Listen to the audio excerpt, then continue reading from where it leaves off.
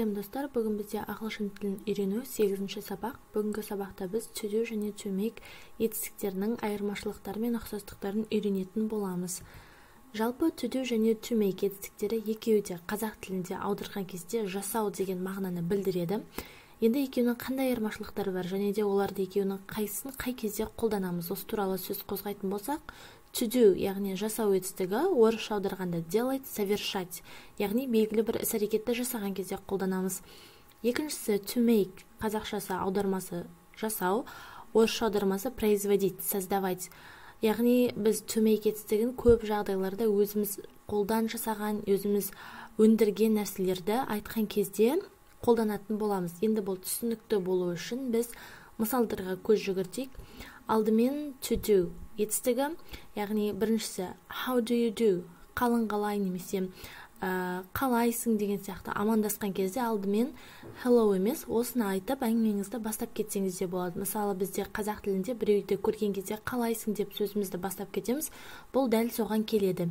Енді келесі to do homework, үй жұмысын жасау. Одан соң to do the shopping жасау. To do a job, жұмыс жасау.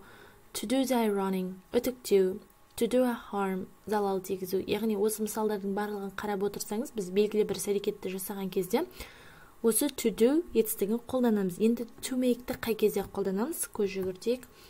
To make a mistake, яғни қателік жасап қою. Сіз қателік жасағанда make a mistake деп айтасыз, ешқандай да do a mistake деп айту дұрыс емес болып табылады.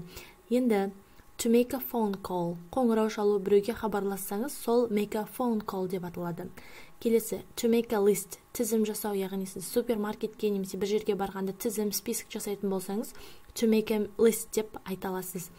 Енді to make a noise, шулау, яғни шу шығару, артық дыбыстар шығару, бұл to make a noise деп айтылады.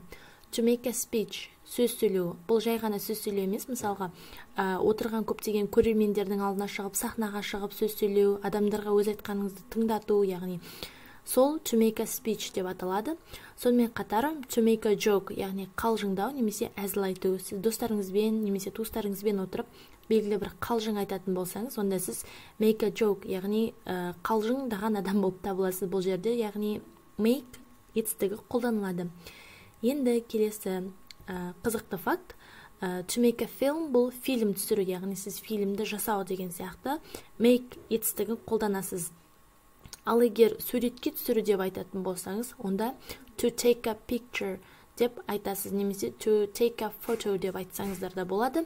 Екеуінің айырмашылығы бар, яғни фильм түсіргенде make етістігін, ал суретке түсірген кезде take етістігін қолдана аламыз. Сонымен бүгінгі сабақ біздің өз мәресіне жетті. Егер сіздерге сабақ қызықты болған болса, каналға тіркеліп, лайк басуды ұмытпаңыздар. Назарларыңызға рахмет.